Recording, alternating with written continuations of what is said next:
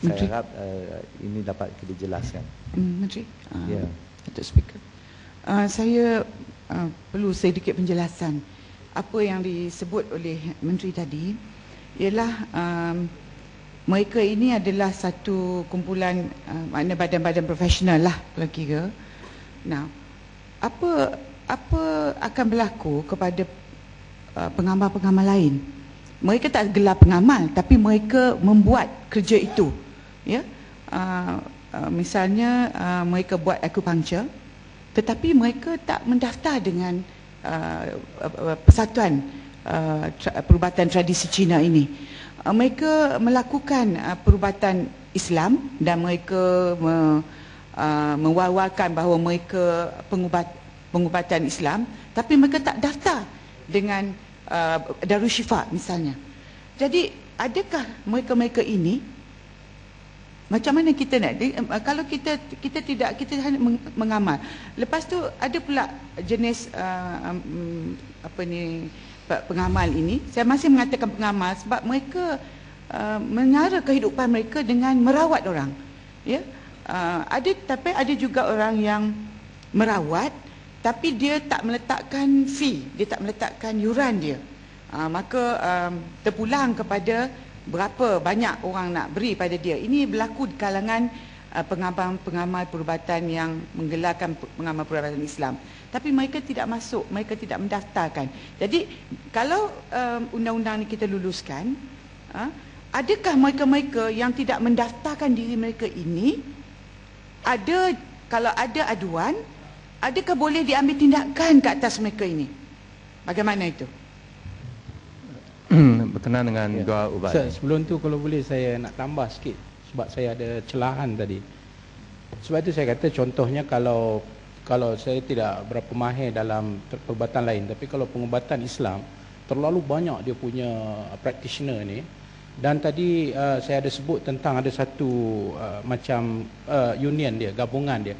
Saya rasa ada baik bagi pihak kementerian sebelum melaksanakan semua ini dalam satu jangka masa yang diberi tempoh untuk test dulu dia punya apa tu, sebab gabungan Persatuan Pengubatan Amal Islam ni dia ramai.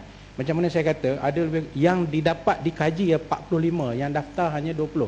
Saya rasa lebih baik bagi cadangan saya untuk menteri supaya perkara-perkara ini dibereskan dulu supaya barulah mereka boleh betul-betul diwakili, bukan hanya satu pihak aja. Yang kedua, dari segi responsibility, saya bagi contoh, kalau pengubatan amal Islam, dia tidak ada ubat-ubat apa. Katalah dia bagi air, lepas tu dia baca-baca apa ke, tiba-tiba silap baca, kawan tu lagi sakit contohnya. How do you refer? How is the accountability there? Kalau doktor senang, kalau ada silap makan ubat, kita kata oh ni disilap prescription.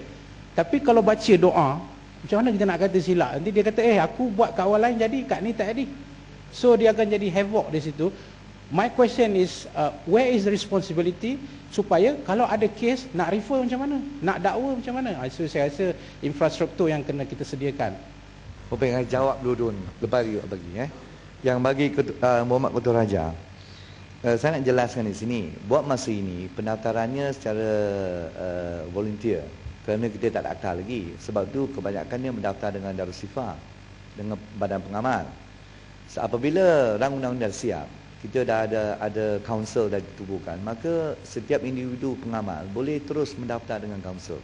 Dia kalau tak mendaftar dengan Darusshifa, dia boleh mendaftar dengan kaunsil. Sama juga, pendaftarannya juga adalah sama untuk membolehkan mereka praktis. Kalau mereka enggan mendaftar, mereka tak nak mendaftar, kalau mereka tak nak mendaftar dan juga bidang ini telah pun digazet sebagai registered practitioner, maka mereka tak boleh praktis lah. Itu memang telah pun melanggar, ini undang-undang yang diwujudkan. Sebab itu kita perlu, apabila kita buat pendaftaran, seperti yang katakan oleh Goping tadi, kata ini is punitive, ini tidak menggalakkan perkembangan perubatan tradisional.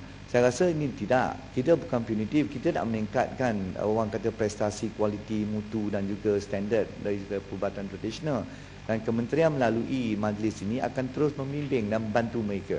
Kita akan memberi kita akan memberi masa grace period untuk membantu mereka untuk menaikkan taraf peringkat semua pengamal-pengamal tradisional kita.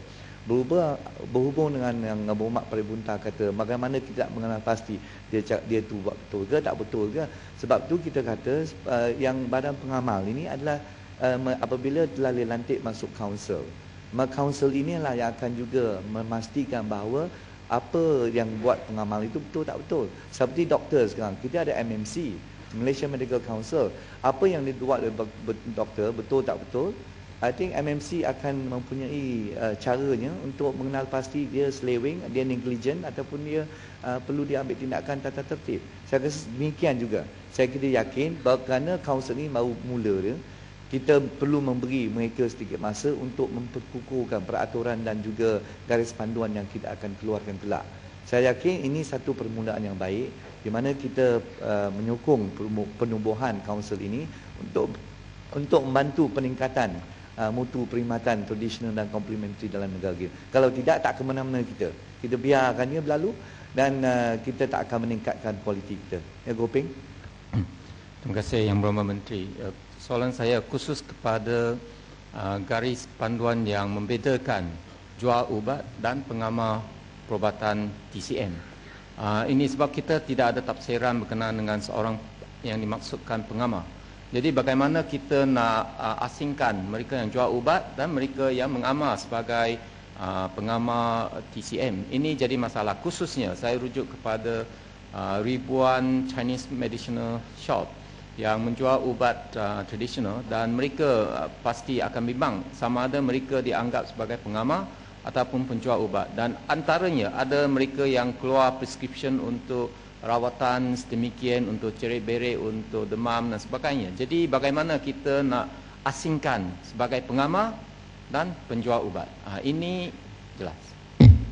Terima kasih Muhammad Gopeng. Ini pun telah pun dituju kepada saya dan juga persatuan-persatuan seng-seng kedai-kedai ubat telah pun berjumpa dengan saya dan semua pegawai-pegawai saya sebelum ini, dan kita telah jelaskan dengan jelas kepada mereka bahawa mereka ini yang tidak praktis, dia tidak ada pengamal, dia bukan sebagai akupunkturis ataupun tuina. Oleh itu mereka hanya menjual ubat dan memberi nasihat. Itu sebagai herbalist dan kita boleh itu dikawal di bawah akta farmasi dan bukan di bawah akta rang undang-undang ini. Saya harap ini dapat kita jelaskan.